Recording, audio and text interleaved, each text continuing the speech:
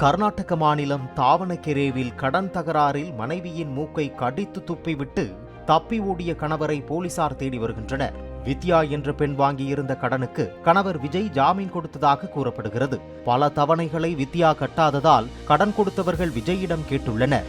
இதனால் தம்பதியரிடையே ஏற்பட்ட வாக்குவாதத்தின் போது மூக்கை கடித்ததாக கூறப்படுகிறது.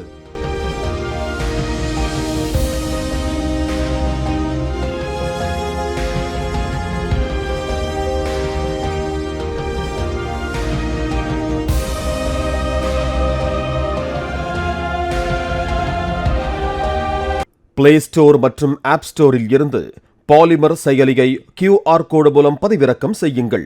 செய்திகளை உடனுக்குடன் பெறுங்கள்.